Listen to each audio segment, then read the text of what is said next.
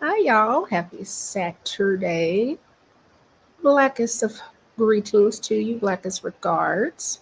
We're going to start a series on master teachers. And the master teacher that we are going to be discussing today is Dr. John Henrik Clarke. He is a master teacher, self taught, um, absolutely enjoy getting information from him. A lot of his information is available on YouTube, which is an absolute blessing. We're going to go through some master teaching. I fear that a lot of people may not necessarily know enough history so that we don't repeat it. One of the things I think is going on with our political temperature is a lack of really being honest with history and how we got here, how laws are established, how the Constitution was made, treaties, all these other kind of things. But I really want us to get into some learning from our elders, those that are still here, those that have transitioned. Again, I am going to say that this is an opportunity for us to take the next couple of years, learn ourselves, grow ourselves, um, take the time to set our minds, our wallets, our bodies, and our families up for success. I really fundamentally believe that if we do the work that we need to do quietly, that we will be in a really good place. So, one of the things yesterday we watched was Dr. Julia Hare. And if you were here, I absolutely love her. I will probably always share a bit of her clip. I know that it's longer, but sometimes I think we need to have that voice on repeat to where we establish where we are, we know where we're going, we understand our past so that we can have a very clear future and not have to continue to do the same things. Like the definition of what insanity is doing the same things but expecting different results. And that's just absolutely insanity. So, first of all, if you know me, I absolutely love a little bit of ratchet.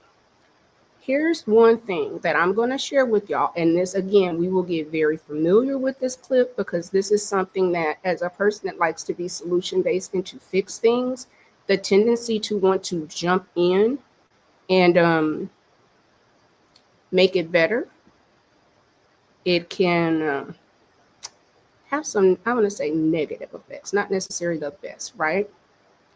So let's see.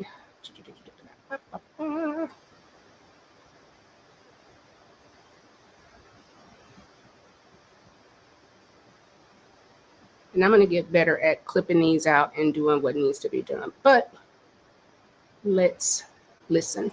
We're not doing it. You're not going to be on the front lines of any motherfucking movement, bitch. The only front line you're going to be on is the motherfucking cha-cha line and the motherfucking cruise ship, bitch, because we're not going to be at it. You heard what the fuck I said? Don't you fucking do it. Okay? Let they ass sit in it so they can learn from it. I know you're thinking about being Captain motherfucking Saberho, but no motherfucking moho. No motherfucking mo. It is not our lesson to motherfucking learn. If they do not go through it, they will never learn from it. The problem is white people have been bailed out all their motherfucking life and never been held accountable for shit. They've been bailed out by their parents, bailed out by the motherfucking judge, bailed out by the motherfucking system. They have never been held accountable, which is why we are dealing with the shit that we're dealing with right now with this past election. Every motherfucking damn opportunity. I'm sorry, I don't know. Hold on, give me a second here.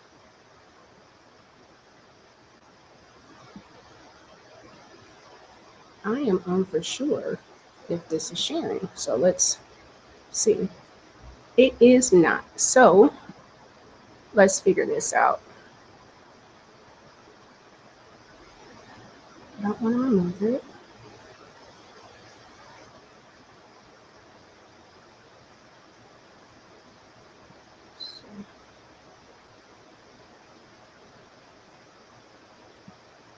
Oh boy, y'all. Oh boy.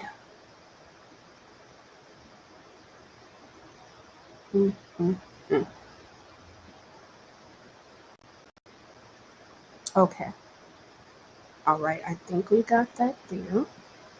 I think if we go here now, bang, we got it. We got it.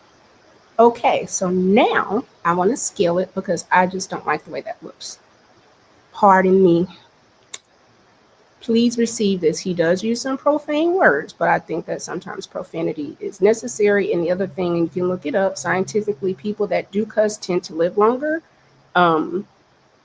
because they don't hold a black ass back in the motherfucking house and put that cake back in the motherfucking closet. We're not doing it. You're not going to be on the front lines of any motherfucking movement, bitch. The only front line you're going to be on is the motherfucking cha-cha line and the motherfucking cruise ship, bitch, because we're not going to be at it. You heard what the fuck I said? Don't you fucking do it. Okay? Let they ass sit in it so they can learn from it. I know you're thinking about being Captain motherfucking Saberho, but no motherfucking moho. No motherfucking mo. It is not our lesson to motherfucking learn. If they do not go through it, they will never learn from it. The problem is white people have been bailed out all their motherfucking life and never been held accountable for shit. They've been bailed out by their parents, bailed out by the motherfucking judge, bailed out by the motherfucking system. They have never been held accountable, which is why we are dealing with the shit that we're dealing with right now with this past election. Every motherfucking damn opportunity we gave them to build a community and join us to save democracy, they spat in our fucking face and told us we don't know what the fuck we're talking about because they think they know every fucking thing. Don't you take your black ass out there, because if you go out there on the front lines and someone throws a brick, your black ass will be shot in the fucking streets and you will die and you will be a martyr. And guess what? No lesson will be motherfucking learned because, again, black people have been called to the front of the fucking line to be the sacrificial fucking lamb for motherfuckers who will never learn a motherfucking lesson, who will never fucking do the same thing for us. You hear what I'm saying? So you sit your black ass in that motherfucking house. You sit your ass still until you know it's time to get the fuck up. Don't worry about it. It's instinctual. We will know when's the motherfucking time to act. But right now, rest. I know you're thinking about it, but don't do it, bitch. Get your black ass. So when he said that learning their lesson, this is what inspired today's master teaching. I really hope, and y'all, you're going to hear echo, but if you saw yesterday, the clips, but my voice did not pick up. So I'm just trying to like tap in and tap out. Okay. If you saw yesterday, the clips, but my voice. Sorry for the echo. And I am in Texas, so I have my windows open. You will probably hear some background, but I'm going to take the opportunity to not have to be paying, running our air. Get a nice breeze. So again, it is about us, we the people. We are going to rest right now. We're taking our time to learn. We're picking up new tools. We're going to utilize. We're going to learn how this government works. We're going to get our master teaching in. We're going to do what we need to do. So,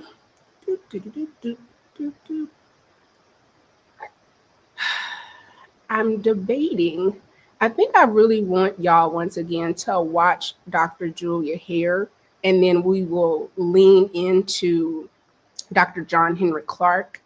I think it will be beneficial that way because, again, I want us to keep information top of mind. The more that you receive information, the more that it's replaying. You get to kind of download it. It's like meditation or affirmation or prayer. One of the things that a gift is like if you've been taught scripture or how to have certain things in your heart. So when thoughts come up, you don't go into that negative place. And it's like, what is it? He making me lie down by the green pastures. Let me think. The Beatitudes. There are several things that if I started, I'd be able to quote it, but let's not even go there. We're getting off task.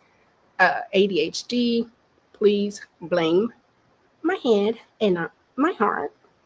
So we are going to capture and go over. We're going to watch Dr. Julia Hare. Then I'm going to play a song for Texas. Then we're going to lean into Dr. Clarke. And then if anybody hops on, if you want to talk, or there are just some different things I want you guys to see. Like I said, I really want this to be I am teaching myself and reinforcing things that I know have great value. Hey, Chalk, happy Saturday. I'm also taking this time because this is gym time in our home. So it is where I can take just a little bit away, a little time away. So boom, boom, boom, boom, boom. All right. We're going to present and share. And we're going to share the screen. And we're going to go to Dr. Julia here. Then we're going to share this. And we're going to boop, blow it up. And relationships have survived as they have. What say you about that 400 years later? It is amazing that Black relationships have lasted for 400 years. They lasted this morning. They're also going to last tonight, and you may not even know the person to whom you're going to have the relationship with. But they do tend to go over. Relationships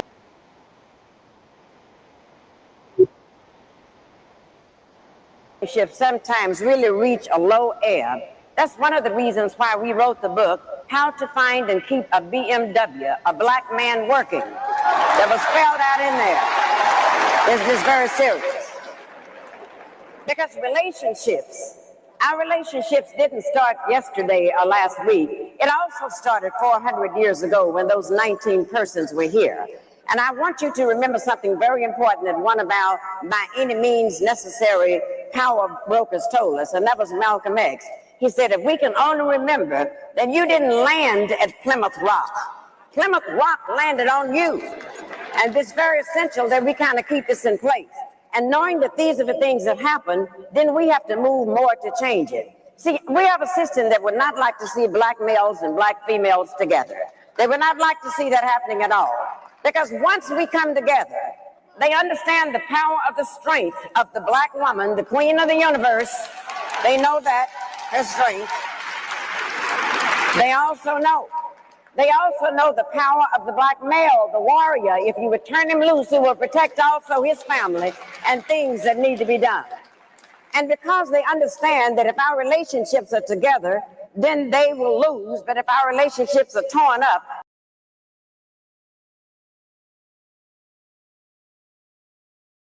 which is of inclusion. They gave us this. They actually gave that statement. And when they gave that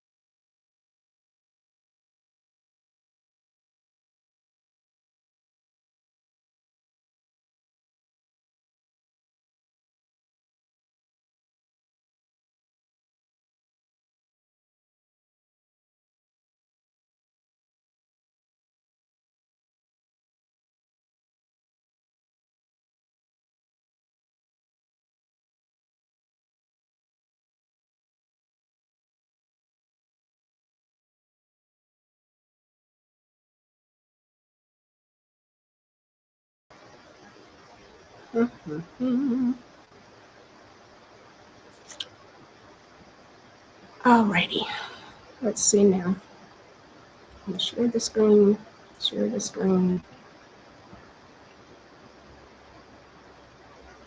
See what happens here.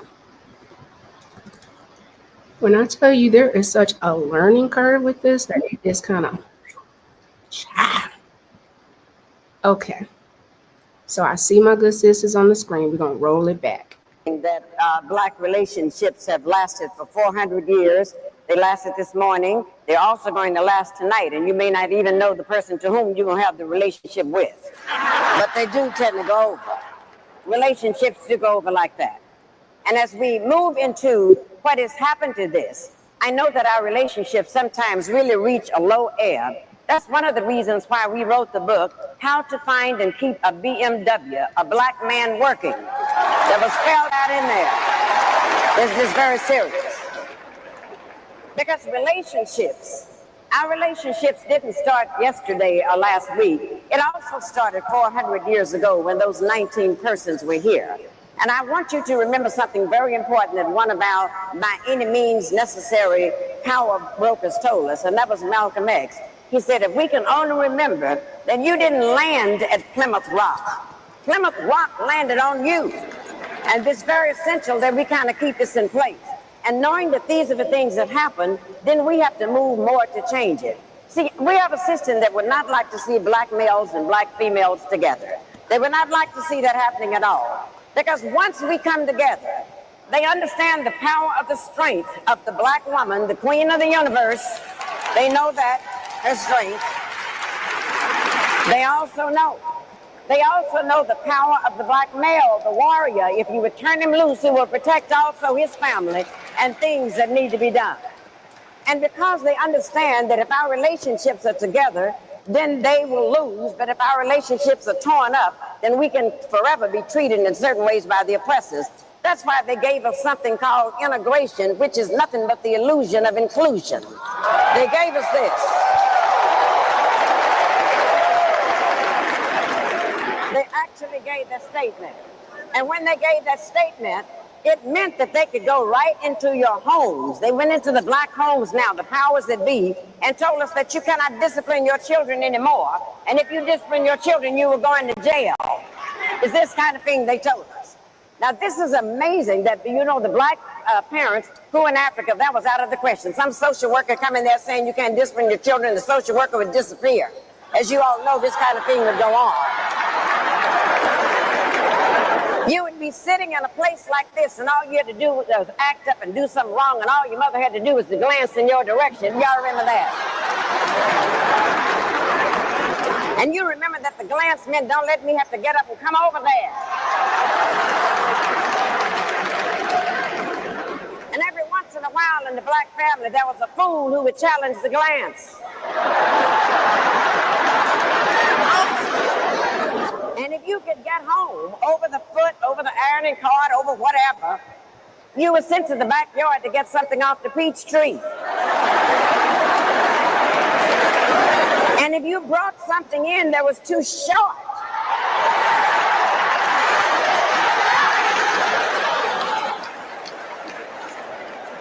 God forbid that you would do something like that.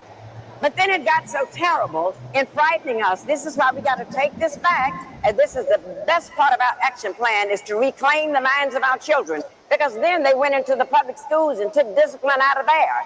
So when we acted up in there, they put our boys, our black men, into something called special ed classes.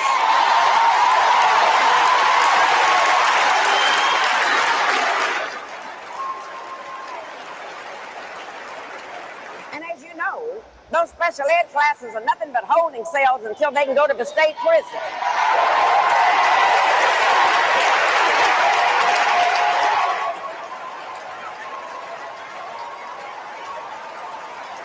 But this is what they did. And then, the one thing that they knew, that if we can put them in prison, if we can have them convicted for a felony, then once they get out of prison, they cannot get a job because of that. They cannot get the job.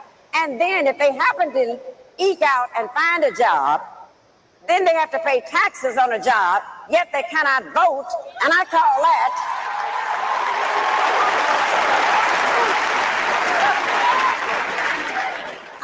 taxation without representation. That's what we're looking at. And if one of the things that we would learn to do, they did a grand thing when they took that discipline away from us, because when they made our parents afraid to discipline the children, then what happened? We found out that the teachers were afraid of the principals were scared of the superintendent was scared of the school board, school board was scared of the parents, parents were scared of the children, and the children ain't scared of nobody.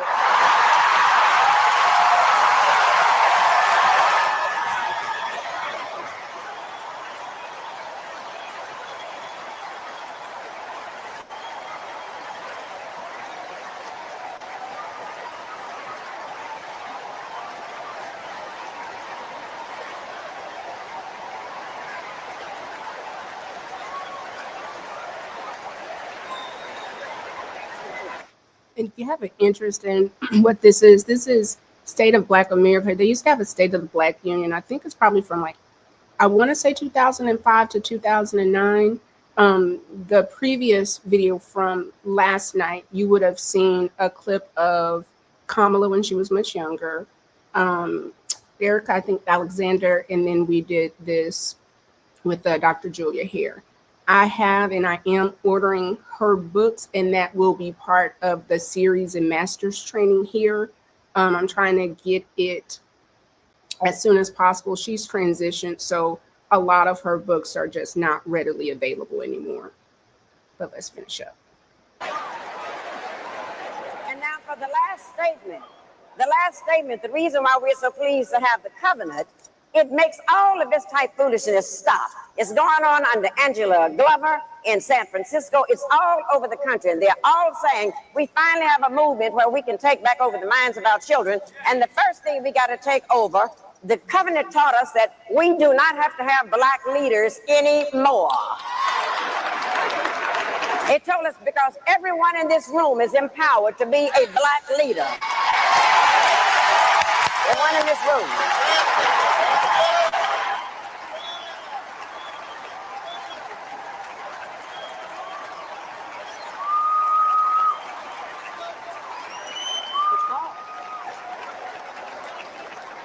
Because see, right now, these people that you're calling black leaders are not what they used to be with Marcus Garvey's day.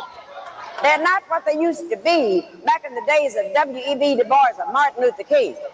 Those were the people that got us together and planted a strategy, and we're not looking for fame. But today's black leaders, I'm afraid, have become leading blacks.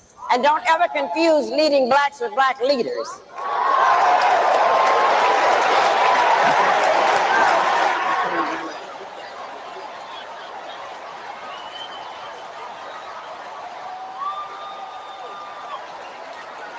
Let me tell you why you don't do that. One of the reasons you don't confuse them, black leaders are chosen by you. They're chosen by the people they're going to lead. They're chosen by us. But let me tell you about the leading blacks.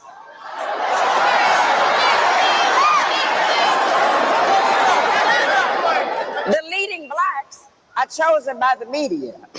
Leading blacks are chosen by ABC, all broadcasting Caucasians.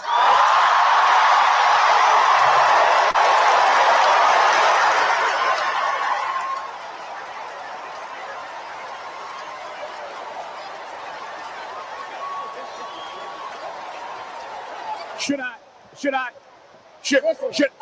I stop her or let her go? Right.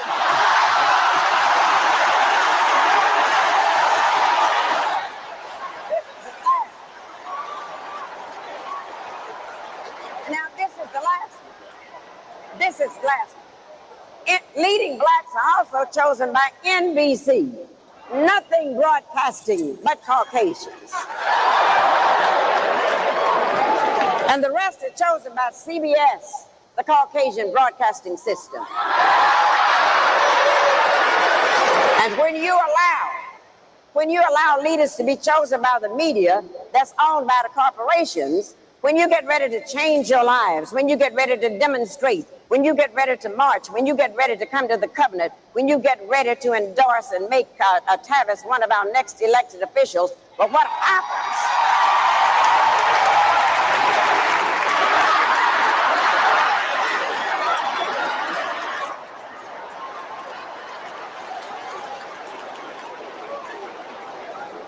Then you must take the time to carefully watch and see what the leading blacks are doing. Because that's when the leading blacks sneak into the door to the corporations, and they will tell the corporations, oh, we know how to go and put them down.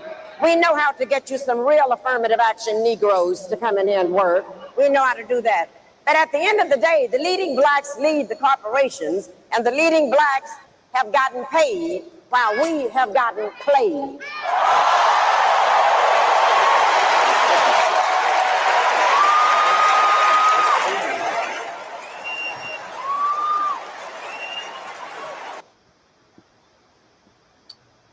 All right. On CNN, I was questioned after I spoke in 2007 about Barack Obama. And CNN said, well, what do you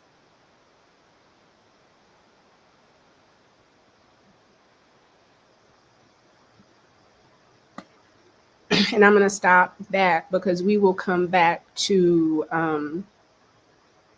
Dr. Farrakhan probably next week. But what we are going to do is I want us to really understand the time and the season that we're in. So, and you'll get to see, although I sometimes can come off mean, I'm pretty goofy, I have a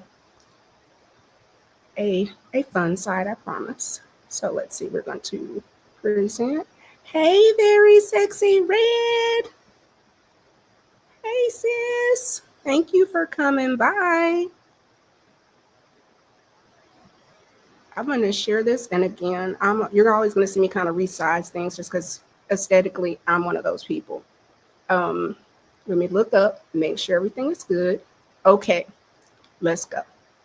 Forward. And if you say, wait a minute, do we have to stop this? We had one, but she didn't want the lady in office.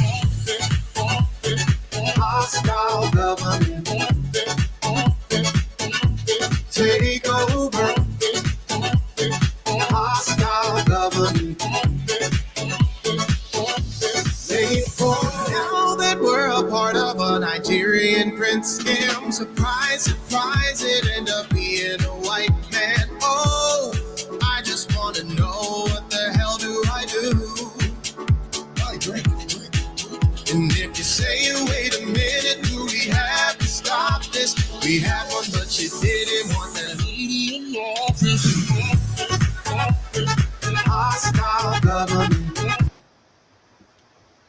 So we are in a hostile government takeover. Like, what's going on is not normal. Do not let these people play in your face. We know it's weird, and we know that they're allowing it to be weird because it's not harming them just as hard yet. But it is going to affect them. And one of the reasons, again, why I want us to listen to the elders is because a lot of us are trying to recreate the wheel, and the answer is available. The solutions are already out there, and we do not have to work harder when everything is established. So let me introduce you, if you've never seen Dr. Henrik Clarke. He is a phenomenal teacher. He is one of our ancestors now, but he has left so much information for us to take in and learn and digest. So I don't really know how these, what do you call these things? The copyrights. So I'll play a little bit, stop. If you have questions, we'll go forward. Those of you that are coming in, good morning, cousins. Blackest regards. I love you, Black people. If you're not Black, boo for you, but you're welcome to. Let's get into it. To go to the assignment, I followed the instructions and waited at the hotel. I would love to be here when I can be more fully in depth on this subject, because there's a whole lot of illusions about Africa's relationship with other people in the world. There's a whole lot of illusion about our relationship to the religions in the world. And these belief systems that had its origin in Africa, all of them, and there is no exception, turned on African people. I said there is no exception. And there's one thing you have to get through your mind and keep it. Nothing that ever came from the European mind was meant to do anything but facilitate European domination of the world. And I said there's no exception.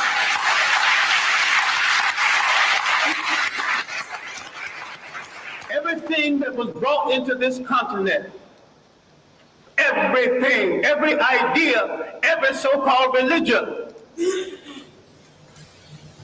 was meant to dominate and to control.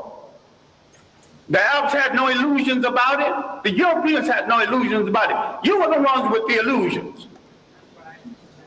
And yet every element that went into the making of every major religion in the world started in Africa. Why is it that you are so naive? You let people redress something that you invented, sell it back to you, and enslave you through it.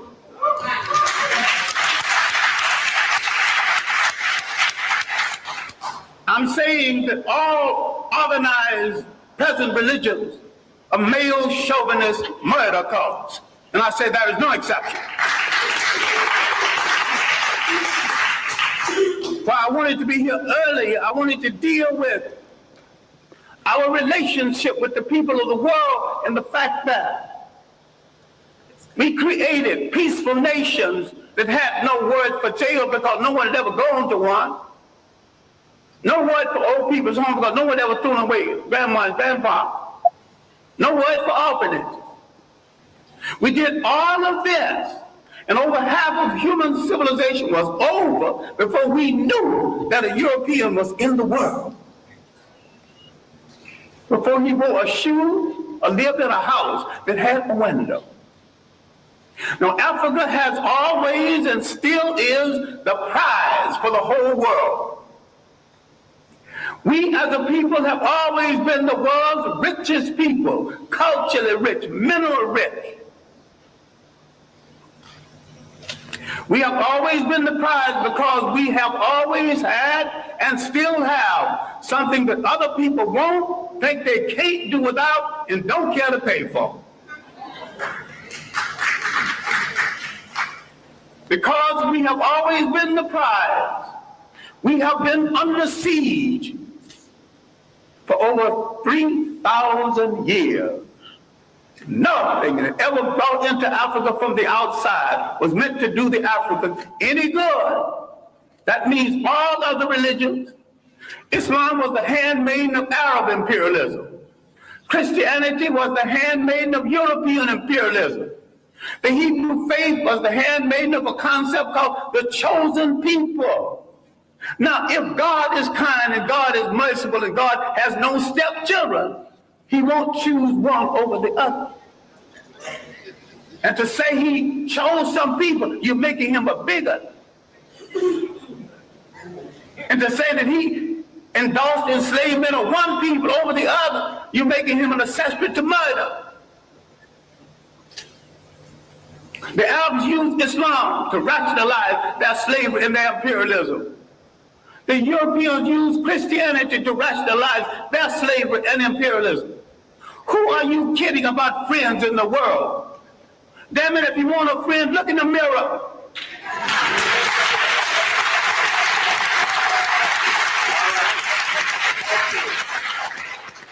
There's 1 billion African people on the face of this earth. Why are you buying third-rate junk from third-rate people thinking you can't make it? Why don't you at least make a safety pin to hold your child's diaper together? Teach. Who has programmed your mind into thinking you can't make a car? The first man that made a car that had never seen one previously.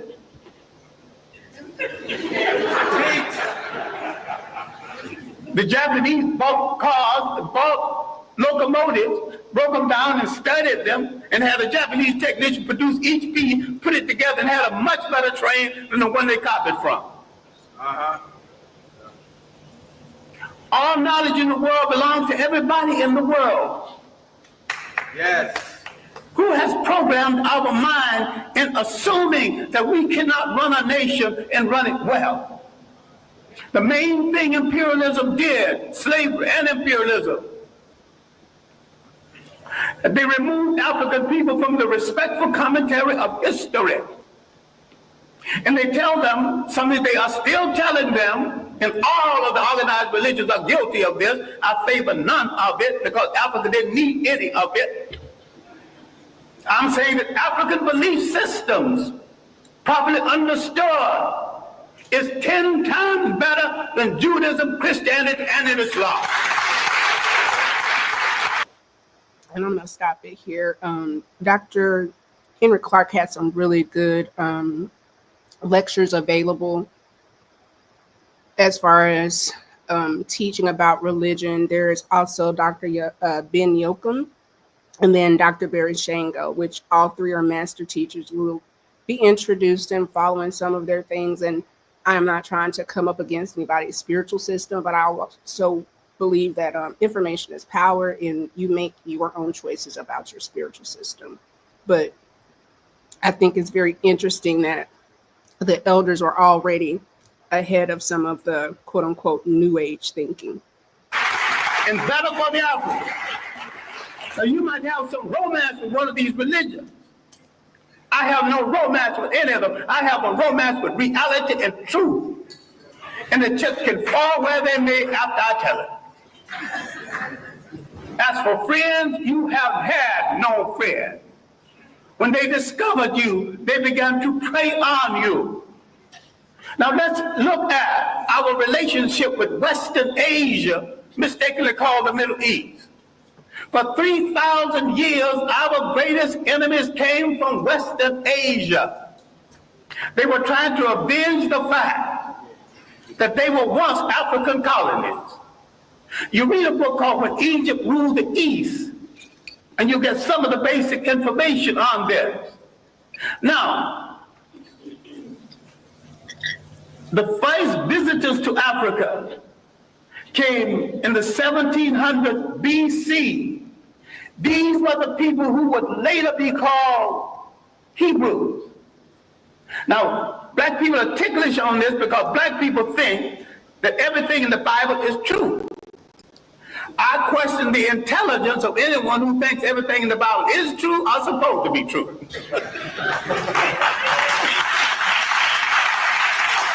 It's allegory,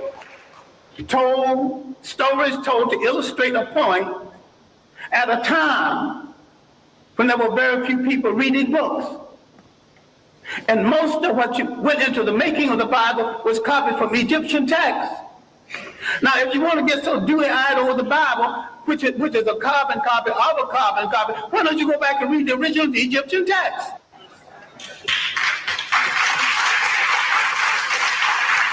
Then you see where all these stories started from. You see where the story of the Exodus started from.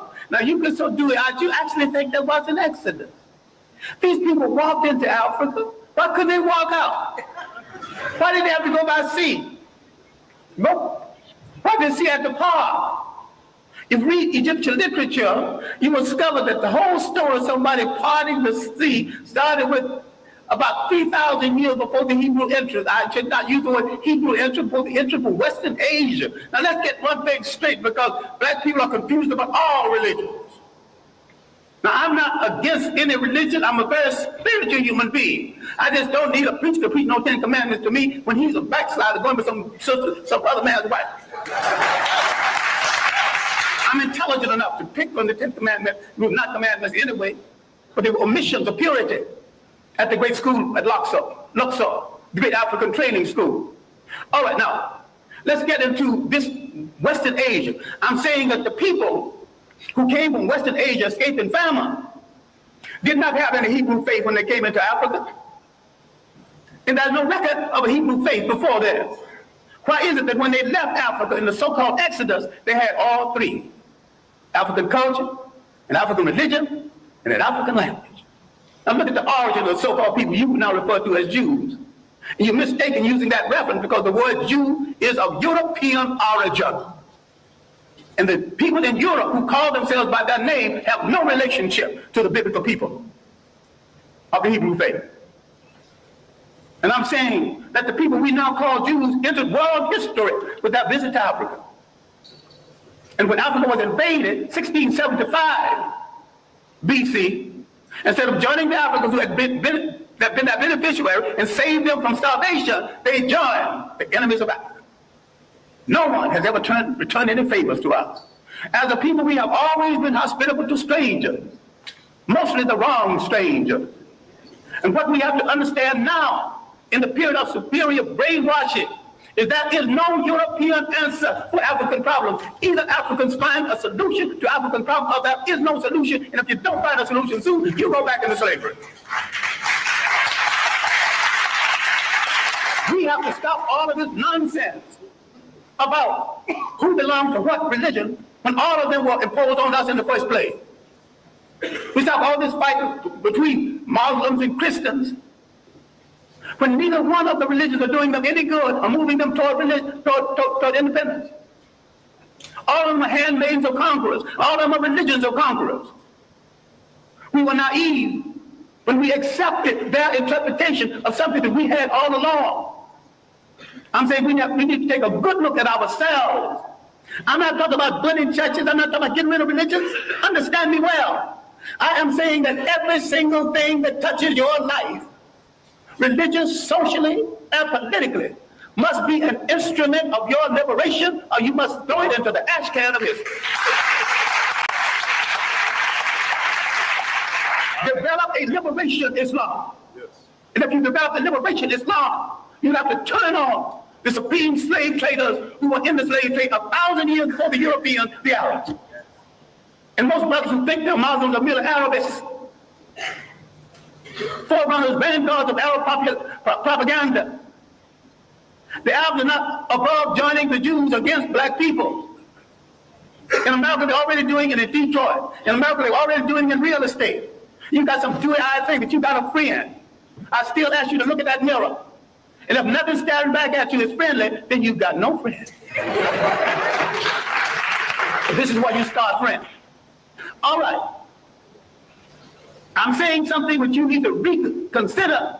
I'm saying that everything that came into Africa, every people that came into Africa, did not come to do Africa any good. Everyone and every religion and every people who came into Africa declared war on African culture. They began the bastardization of African people, created confused mulatto who didn't know whether he's to be loyal to his mother's people or his father's people. That confusion is still here. The fascination for the color of the conqueror and the fascination to go to bed with the conqueror. Now that's wrong and mean, but it's true. Now, I think that's something that I don't know. You know, I'm not going to question the master teacher, but I understand what he's saying. Some time ago, a North African leader, Gaddafi, was sending some Libyans to study in Europe. And he told them, what any good nationalist would tell students going to study, I'm not sending you to Europe to find a wife. I'm sending you to Europe to gain the technology to come back and make Libya a strong nation, a strong Islamic nation, and a strong Arab nation. And you cannot achieve any of this between the legs of a European woman.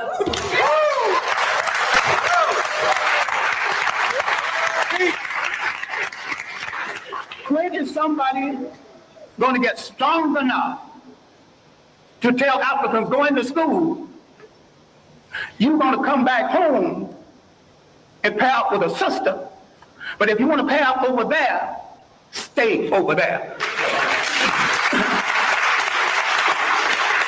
Now, the one thing we have to look at, and I'm sorry, I'm going to have to conclude on this because I've left out a body of information. At the university, I teach an entire course, semester course, on Africa's relationship to other people. And I devote several semesters to Africa before Europe, the consequences of the coming of the Greeks, who stole a lot that they think is their culture, stole a lot that you think is Greek philosophy. We've been the victims of propaganda. And yet, if you read the Journal of African Civilization, other works, we have lived in Europe, we've lived in Asia, we've lived in the Americas. The African people have already proved that they can get along with different people, amalgamate their culture with different people, without one hint of a war between us. People who come into Africa immediately declare war on African culture, standards of beauty, standards of conduct, and change the African concept of theirs so they can rule through him. This was true of the Greeks, who began the bastardization, again, the European bastardization of Africa. The Western Asians had begun it 3,000 years before that. The Romans, a bunch of well-dressed thugs who could write well but couldn't think, who borrowed practically everything. They laughed at the Africans' concept of Christianity. The African was practicing it, not giving it a name. This is why you don't know nothing about the African origins of Christianity. This is why a whole lot of people will not read Ben Yakinen's The African Origins of the Major Western Religions, Africa, Mother of Western Civilization, a Black Man of the Nile. Because he's telling it like it is, but you also will not read white radicals who identified Africa as the origin of the great religions of the world, especially Alvin Boyd Kuhn in his work, Who is this King of Glory, in Shadow of the 3rd Century. We have dealt with John Jackson, another radical Black historian, with man, God, and civilization. We let some of our great scholars die in hunger, die wanting for friendship. Now, having devoted my greater portion of my life to scholarship and teaching and digging up information on African people and trying to make African people face reality, I have often said, a point that I wish you to consider, I didn't have to do it. I chose to do it, and if I had to do it over again, I would do it better. But I have a lot of talent other than the talent to teach and to research. I've never met a rich man who had a better mind than me. So if I wanted to succeed as a rich man, I could have done that. I never met a crook who wasn't a fool. I could have been a good crook if I chose to be a crook. I chose to be a teacher of African history. I chose to look in the Bible where I couldn't find my people. I started looking for them in the world, and I didn't stop until I found them. And I know why they were left out of the Bible. I know why all the angels are white. You mean to tell me God is merciful, God is kind, and not one little brown or black angel sneaked into heaven? I ain't buying that. Now, the Bible that you get so dewy-eyed over is one of the greatest pieces of propaganda ever written.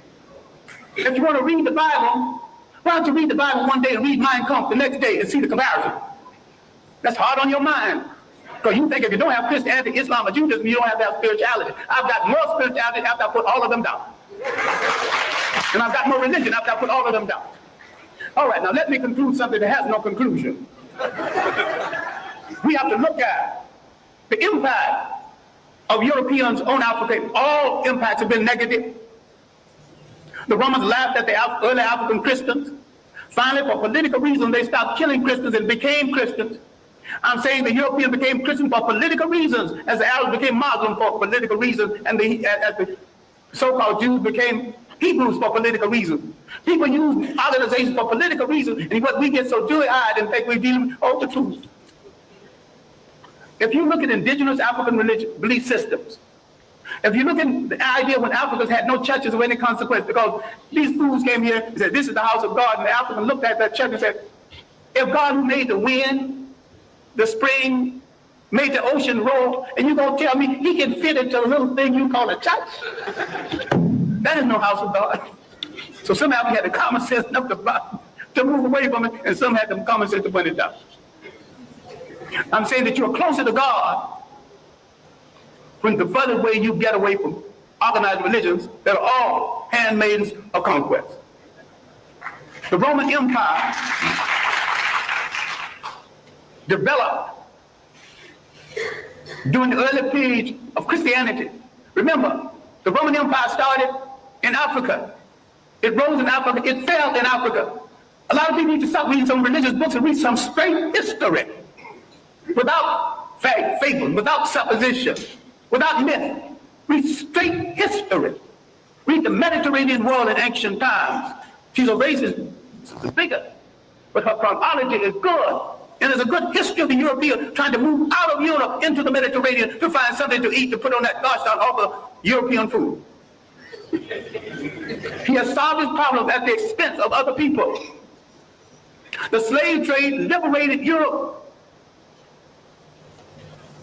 from the depressed economy they had created with the so-called Crusades and through the famines and the plagues. Europe always solves its problems by preying on people outside of Europe. They are in a position right now that they have betrayed true socialism, which was not of European origin in the first place. And some people are confused between Karl Marx and Groucho Marx. I think a lot of people are Groucho Marxism instead of Karl Marxism. They're funny people. And if you think that system started in Europe, no system as humane as socialism could have started among a bunch of icebox people who pay on their brothers for their breakfast. Read Kwame Colson's work, The History of the Modern World, especially the early chapters. Now, the evidence of Africans in the New World, the evidence of 1,000 years of civilization before slavery, all of this I'm not discussing because there is no time. But when the Romans disgraced themselves in the mismanagement of Christianity, they created a vacuum. Islam moved into that vacuum. The Africans thought that Islam would get the Romans off of their back. They were right. Islam got the Romans off of their back, and the Arabs jumped on their back, and they're still there, using Islam to justify it. Now, the African military man, because we are the greatest fighting machine in the face of the earth, if we ever discovered this, people gonna start running. Under proper leadership, proper inspiration, properly equipped, the black man is the greatest human fighting machine God ever created, if indeed God created it. I think the gods of Africa created it. Once you lose track of your heritage, you lose track of your liberty in this world. The Europeans doing the slave trade not only read the African out of history, they colonized history, they colonized information about history. They colonized image. They colonized the image of God. Who told you Christ was white? He was born in that part of the world predominantly occupied by non-European people. So you should not get into the argument about whether he's white. All you have to say, was he a Greek? No. Was he a Roman? No. But these were the only people partially white in the area at the time. If he wasn't a Greek, he wasn't a Roman, he was one of those other people. You don't have to argue about the shades of color. So far as you're concerned, once you establish he was not a woman, he was not a Greek, your conversation is over. Now, if somebody else want to argue about his shade, well, that's their problem. And if you got a problem with color, then you got a problem with your mother and your father. You have insulted your mother and your father if you don't like what they gave you. I wear mine like a badge of honor. I dig it. I wear it well. All right. Love it. I'm saying in closing, and I am closing, that what you have to do is take a holistic look. Not only at your position in the world, but your potential in the world. You have to learn how to convert everything into an instrument of liberation or leave it alone. You have to realize there were no Greek fraternities and sororities until they were introduced to secret African societies. People get all dewy-eyed over something that was imposed on them in order to control them. It's going to take a minute. If anything, I hope that the realization that religion can be weaponized. Unfortunately, you don't want to believe it, but beware of what's going on. If you are in a spiritual system and you have, quote unquote, a leader, ensure that you are always reading, studying, and ensuring that it is good information and you're not just receiving it because somebody is telling you that it's right. Then we have a little bit more and then we will be almost done with today's master teacher. Without understanding that, that's another imperial effort. So it bothers me, and although I have good personal friends who are Muslim, not a single Muslim scholar have dealt with that 1,000 years of African independence before slavery and how the Arabs from the north systematically destroyed these nations. It did not occur. 1591, the Moroccan army was launched against these great independent nations in inner West Africa. These were great states. Because of poor communication between African and African, there was enough armies in these states to march down to the coast and to drive every slave trader into the sea. But the communication between African and African was so poor. Even today, the East Africa is not too clear about what's happening in West Africa. And nobody knows what's happening in North Africa because the conspiracy to hold on to Africa is happening in South Africa and in North Africa. So the whites in South Africa willing to play a part, and the pseudo-whites in North Africa willing to play a part. In all this world, you have no friends. But if there are a billion of you on the face of this earth, scattered all over the world, what do you need with a friend other than yourself?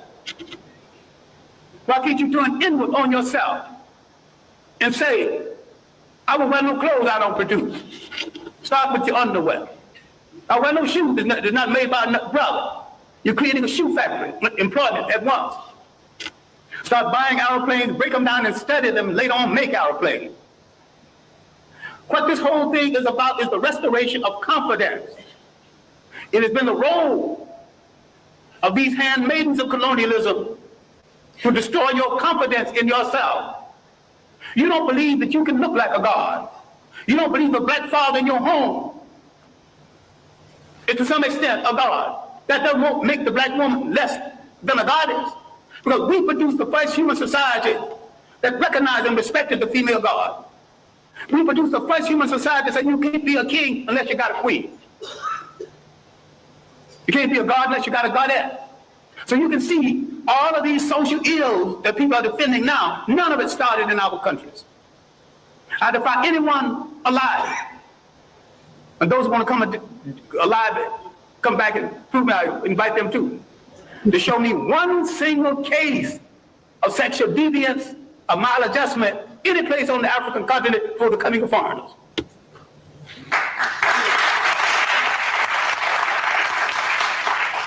I defy you to show me one case of teenage pregnancy, one case of ill treatment of women. We got confused with someone else's ideas, someone else's concept and definition of art. What we have to understand is that faith has not spared us for an idle reason. A whole lot of people who've been hit less than us are extinct. What is there in us that made us strong enough to take this heavy blow? 500 years of slavery, one way or the other. Slavery, neo-colonialism. What made us strong enough to survive? What is faith saved us to do? And inasmuch as we gave the world its first humanity, faith has saved us to give the world its last humanity.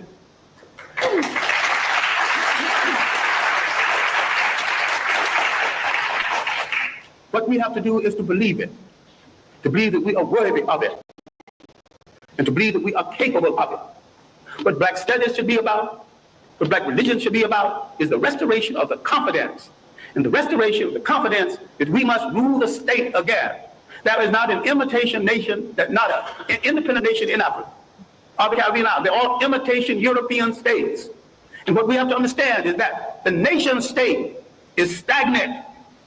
The African did not live in a nation state, they lived in a territorial state. The African learned something very basic. Cultures have to be fertilized by cultures.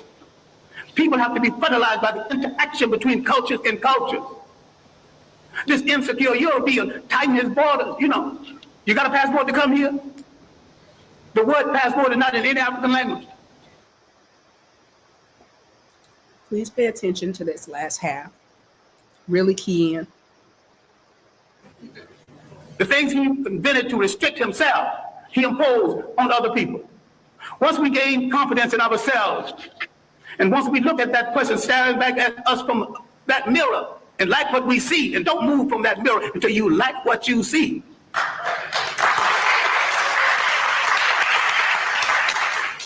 Then, in coordination with other African people throughout the world, we will give the world a new lease on life. We will turn to all of our people and not one part of them. Because we came from a matrilineal society that respected women to the point the lineage came down to the female side. We must answer the call of the great African-American poet, Margaret Walker, who said, let the dirges end, let a new peace begin Let us write a new covenant for the freedom of ourselves in the world.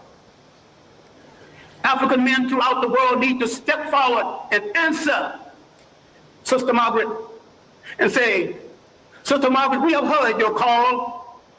And because we have never been a society that excluded women, with our women at our side, we are ready to pick up the challenge.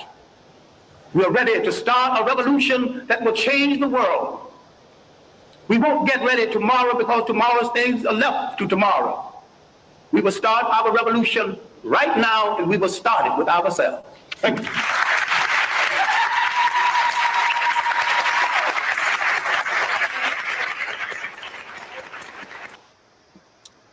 So that was Dr. Ben. Dr. Ben, again, is one of our master teachers. I will be showing our master teachers. We're also going to do Dr. Ben, Dr. Baron Shango. We'll probably go through Francis Creswell, Dr. Julia Hare, our elders that have left all of this good information that we can just go back. We do not have to recreate the wheel. They did the legwork. They've done the work. We only need to go back, revisit, and bring it and put it back into our spirit and really just recognize. Again, I am going to say, one, there are certain clips I'm always going to play for y'all. I want us to get familiar. I want us to understand that we are not in normal times. Please don't let these people tell you like this is normal. I absolutely find this song to be a bop. So we're going to do this. And then I always like to close out with a little bit of a Texas music because I am a proud Texan girl. But let's see here. I'm so glad if you came in. Thank you for coming. Please like the stream. Please do the YouTube things, like, share, subscribe, all of those good things. This is a Black woman-centered channel. All are welcome, but we are centered and focused. Come in, take your shoes off. You're more than welcome. But I'm always going to say that this is a safe place for Black women. It is Black-centered women's space. We're learning. We're cultivating, we're taking this time so that the next 4 years, I know there's been this, hey, we're on a break, don't go outside, right? I'm going to show this because I think some of us need to see it. He does use some profound words. Again, people that cuss actually live longer. You don't have to believe me, just check the science. That's back in the motherfucking house and put that cake back in the motherfucking closet. We're not doing it. You're not going to be on the front lines of any motherfucking movement, bitch. The only front line you're going to be on is the motherfucking cha-cha line and the motherfucking cruise ship, bitch, because we're not going to be at it. You heard what the fuck I said? Don't you fucking do it. Okay? Let they ass sit in it so they can learn from it. I know you're thinking about being Captain motherfucking Saberho, but no motherfucking moho. No motherfucking mo. It is not our lesson to motherfucking learn. If they do not go through it, they will never learn from it. The problem is white people have been bailed out all their motherfucking life and never been held accountable for shit. They've been bailed out by their parents, bailed out by the motherfucking judge, bailed out by the motherfucking system. They have never been held accountable, which is why we are dealing with the shit that we're dealing with right now with this past election. Every motherfucking damn opportunity we gave them to build a community and join us to save democracy, they spat in our fucking face and told us we don't know what the fuck we're talking about because they think they know every fucking thing. Don't you take your black ass out there, because if you go out there on the front lines and someone throws a brick, your black ass will be shot in the fucking streets and you will die and you will be a martyr. And guess what? No lesson will be motherfucking learned because, again, black people have been called to the front of the fucking line to be the sacrificial fucking lamb for motherfuckers who will never learn a motherfucking lesson, who will never. Like I said, he uses colorful language. Let's see. TikTok wants to act up, so I think it's like, girl, okay, enough with the profound. So let's see here. We are almost done, guys. Thank you so much if you're still here. Put some hearts for me. Thank you for showing up on live. Please go back. go to the beginning so you can see Dr. Julia here, because a lot of what she's saying coincides to why I showed Dr. Banshango. But she talked about the knowledge and the information that we have. That's about a 9-minute clip. And if you listen to it, one of the things is that clip is from 2007. It's 2025. We should not be in the same place, and we've definitely got to do better. I absolutely refuse to disappoint my ancestors and continue to repeat the history. Like, it's a no-go for me. You know, if y'all want to go back, y'all can go back. I ain't going back. I'm just saying. Now, if you know me, I'm studious, but the word bougetto, I'm one of those. I absolutely love music, and I'm going to always introduce y'all to people from my local area. So, and I'm playing her for a reason, because y'all love to bring my girl up, and you ain't gonna be able to keep messing with my sis like this. So, let's see here. Share. Bang. If these ain't mad, I need to go home. I'm who they hate. This come with the fame. That's how I knew that I made it. I woke up looking this good. I'm in my prime. These gotta get played. If these ain't mad, I need to go harder. I can't let them think we the same. I'm who they hate. This come with the fame. That's how I knew that I made it. I woke up looking this good. I'm in my prime. These gotta get played. If these ain't mad, I need to go harder. I can't let them think we the same.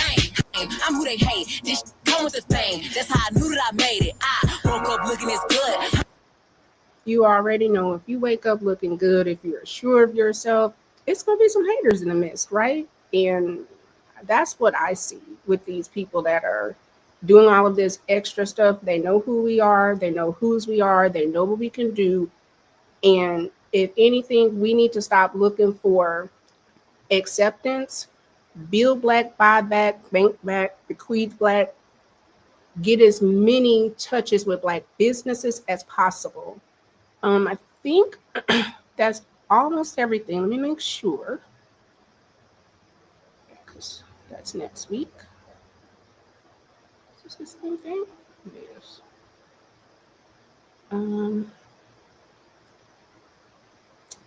I think we're good. The one thing that I am going to do is I do have a secondary channel, and the second channel is a wellness channel.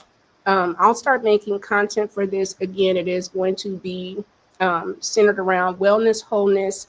We will do physical yoga, meditation. The yoga that we're going to do right now in this season, because the energy is so crazy, we're going to actually do yin yoga, which is long, they call them long static holds. So I dropped the second channel in there. There are books that we're going to do. We're going to start off and do our chakra work. So we'll be working with chakra books. We're going to do the physical asana. We will do affirmations that are Black women centered. And then we also, I'm going to put together a program of a grieving process. And what that is going to look like is I want for us to come away from these ideas. A lot of times people are unhappy because they're comparing themselves. And comparison it will kill you. It steals your joy.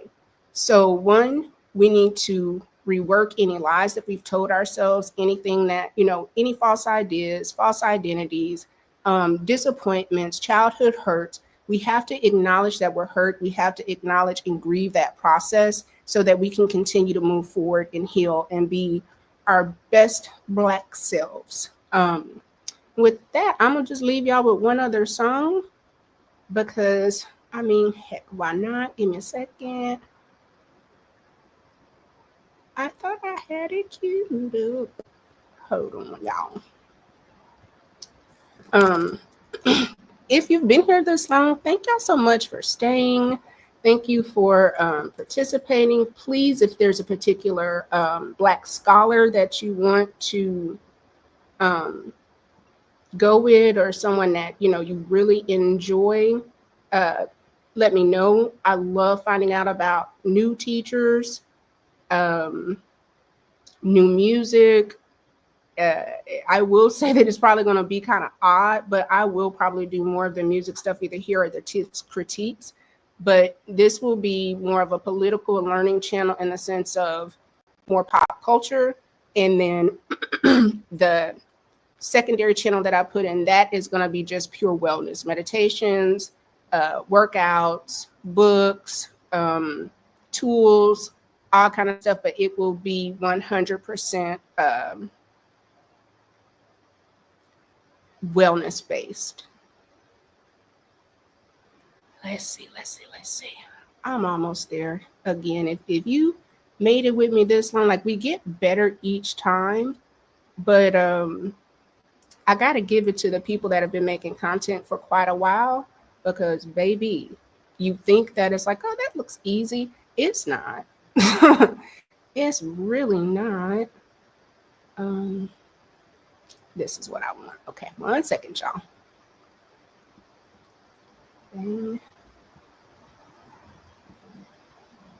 Let me go through and just acknowledge. So I want to thank Chalk for stopping by. I want to thank Very Sexy Red TV. Hey, boo. Hey, girl. Hey. I want to thank Ia. I probably pronounced that absolutely wrong. I don't know who Nauseous Mortuary is, but thank you for being here. And yeah, I think I got EA. Yes. So with that, we got one more thing to do. I'm gonna get there. I promise I'm gonna get there, y'all.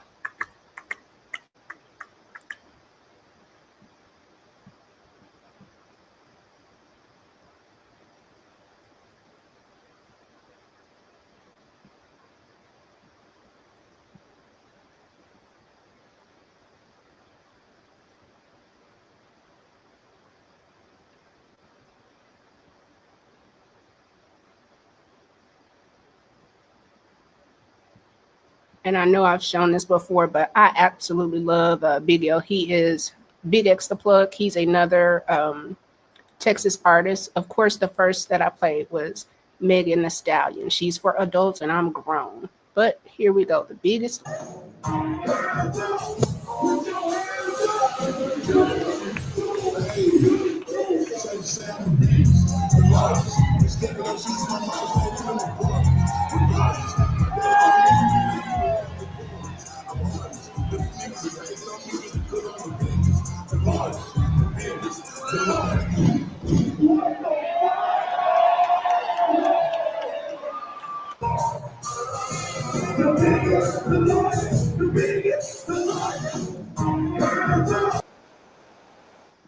I just had to share that because I am just enjoying watching Big X have like this professional, his success is really exciting to see. And we have so many local artists that don't necessarily get the hype that they need. I know if you're from here, you probably know who he is, but I just want to kind of close out with that. Again, thank you so much for being here. Do the YouTube things, like, comment, subscribe.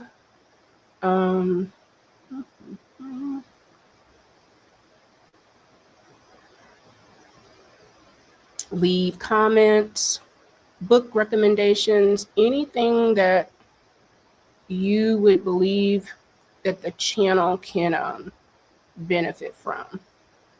With that,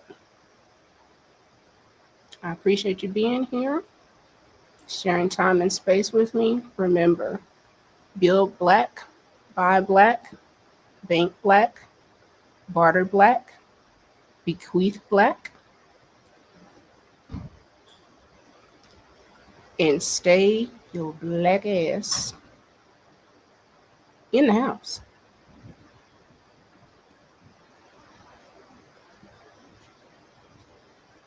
This is We're in the middle of a hostile government takeover. I wanna talk about it, but I'll be late for work. And if you're saying, wait a minute, who we have to stop this? We had one, but you didn't want the lady in office. Now that we're a part of, we're in the middle of a hostile government takeover. Uber. I wanna talk about it, but I'll be late for work. And if you say, wait a minute, do we have to stop this? We had one, but she didn't want that lady in office. Hostile government.